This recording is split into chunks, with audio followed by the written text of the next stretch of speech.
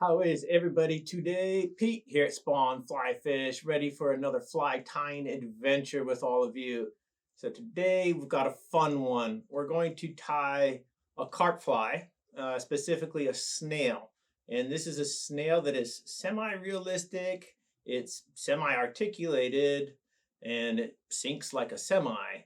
We're going to use the new colors of Spawn Super Beads. So grab your vise, grab your tools, and get ready to have some fun. Let's kick things off on this Semi Snail with the Ahrex SA280. And this is a size 8. And when we're talking carp fishing, we need something pretty strong, beefy. And this is the hook that I really like to use for a lot of carp fishing. Get some thread going here, just some 6/0 tan. 140 of course would be great. Match it up to the color that you're going to tie your snails. And keep in mind, carp aren't the only thing that eat snails. There's a lake I liked to fish in Arizona that was very popular for its snail population. And you could pick these big rainbow trout out of the net, and you could feel their bellies just crunching. They were so full of snails in the spring. And if you could tie something that looked a little bit like a snail, you were in for a fun day. Let's add some eyes to this thing. These are the easy shrimp eyes in black, extra small. And the only thing I want to do here is make sure I don't collapse any of the paired eye here. And so on that tab, I'm just going to line that tab up with the end of my thread mark that I put on the hook. And if I just stay within those lines, of course, nothing's going to collapse in those eyes. And that's the whole point. Let's get rid of that tab there. Nothing to it. If you really want to, you could give this a touch of super glue, but these eyes stay in really well if they're tied in properly, so I'm not too concerned.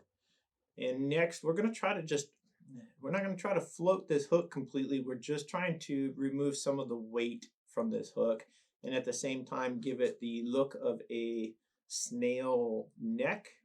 And so for that, I've got some thin foam here from Hairline, just 2mm tan, just a little strip, and then we're just going to wrap this and emulate again that snail neck. And at the same time, we're going to make this hook just a little lighter than it is right now. It's not a huge difference, of course. This isn't too crazy by any means. It's just a little bit, and you'll see as we continue tying why this matters, or at least why I think it matters. Maybe it doesn't. You guys should, by all means, try it, a couple different ways. Let me know what you find. If you find a way it works better, shout it out. Whip finish this little hook section, and we're pretty much done with that. Add another whip finish, and call that good. Just a little kiss of some head cement here. I've got some Loon hardhead clear, and we'll give those thread wraps the proper treatment. A little bit is all you need. Just make sure you've got a nice coating on all those thread wraps. This fly does get eaten, and even though carp aren't known for big toothy critters, they're strong. They're very strong, and they get that thing in their mouth and they're mushing it around and munching on it and all that good stuff. Tie a strong fly. That's the point of that. So next, we're going to get into our shank, but we're not going to attach it. So for now, I'm just going to pop this hook right out of the vise. Don't go too far. We'll be right back for you. And in its place, I'm going to put the Spawn Jig Shank 60 degree, and this one is the 20mm.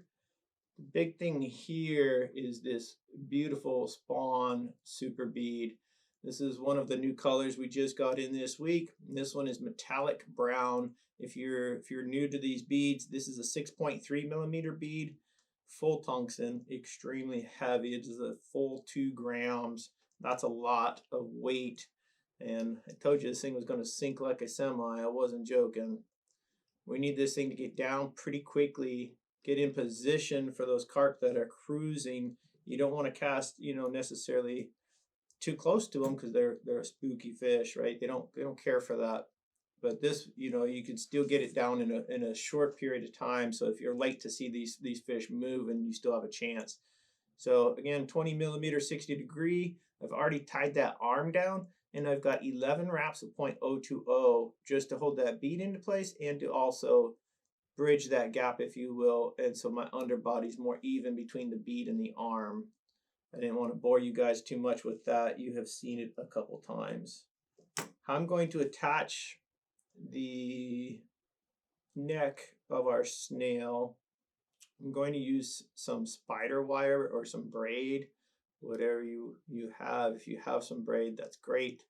Should work. This is 50 pound, and it's 50 pound for a reason. I've tied some shrimp flies on here and kind of discussed it a little bit, but what I don't want is a lot of collapse on the front portion here of this fly, meaning if I attach the hook straight to the arm on the jig shank, it's got all that movement, which is great for articulated flies that you want to swim and swing. I don't want this one to do that. I want it to position so that the bead sits on the bottom in that softer substrate, and then I want a slight angle for that hook so that it looks as though it's tilted or interested in eating and all that. And so for that, I'll use some 50 pound braid, and then I can really mash down and control the movement, if you will. Here's our pre-tied neck or our hook. I'm going to put that onto the braid like so, and now everything sits in line. Now what makes this work is when I'm tying this down, I want to make sure that that little bit of hook eye is going to rest actually on the top of that arm, just a touch. And again, as we tie, it'll make a little more sense, but you can already get an idea that it's going to stay home. It's not going to have as much free movement at this point. So if I turned it, you see it can't drop, and that's key. If it can drop and for some reason this fly tumbles the wrong direction in the current, well, now you're just stuck in the bottom, and that's no fun. That's not what we're trying to do. So control that movement just a little bit. Yes, it's less articulated and it's definitely more subtle movement, but again, we're not getting snagged on the bottom, and we're in position for a fish to eat it and to catch that fish. Can't do it if your fly's stuck in the bottom. Just going to trim out that closed end of the braid, bring it back over itself on either side, get that all strapped down, and now nothing's coming loose on this.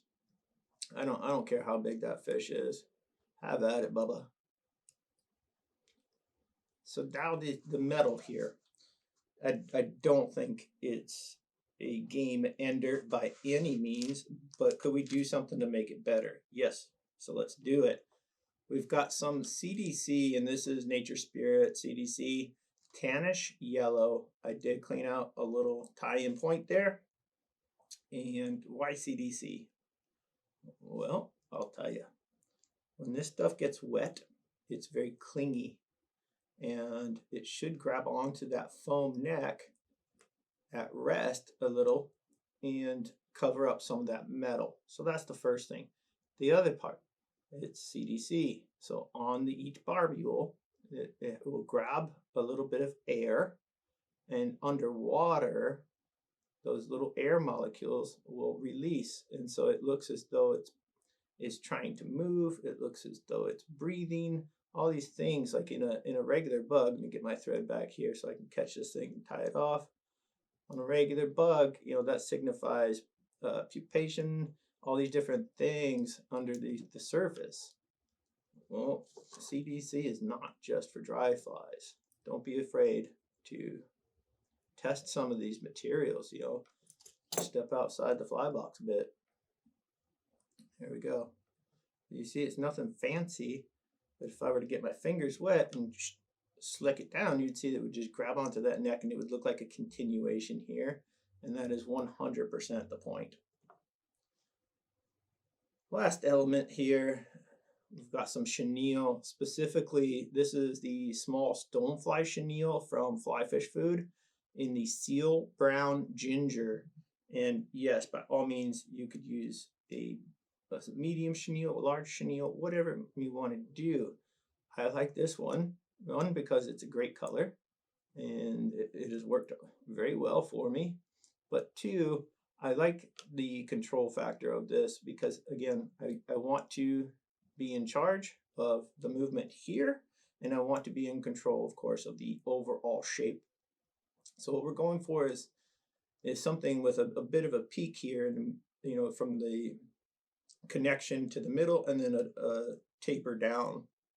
And there's no exact map, if you will, for tying this. It's simply a feel thing. You'll see it develop as you go. And yes, I've got an outrageous amount of chenille here, and for good reason.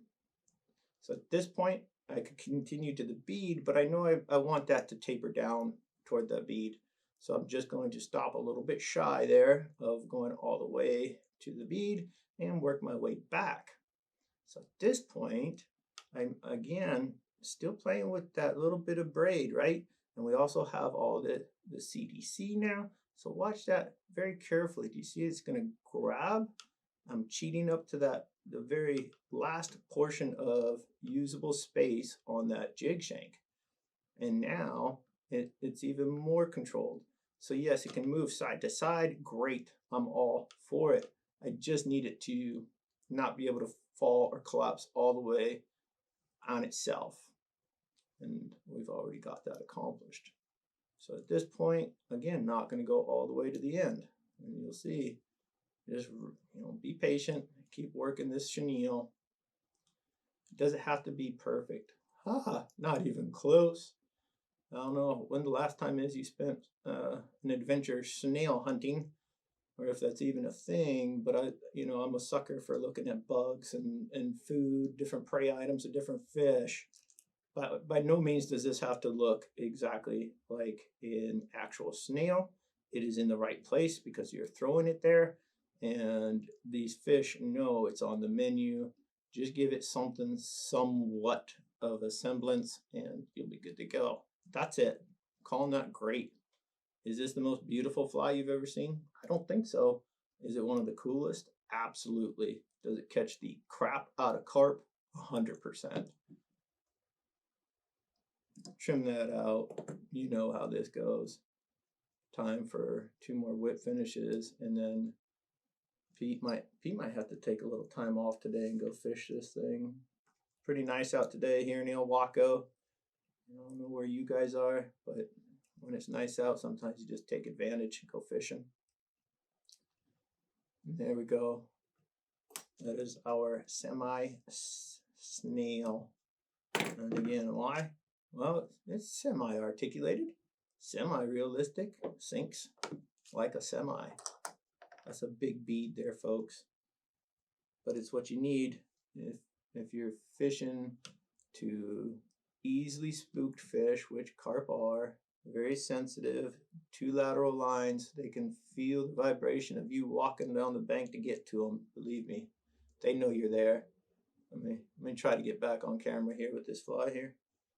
And that's a lot of head cement, so I'm going to leave this bad boy in there to dry. So there you have it, folks. Semi snail.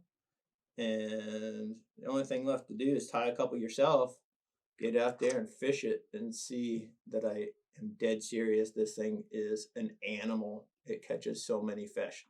So there you have it, guys. Semi snail. I hope you enjoyed. I had fun. If you did like this video, by all means, please hit like, please hit subscribe. We will see you all on the water.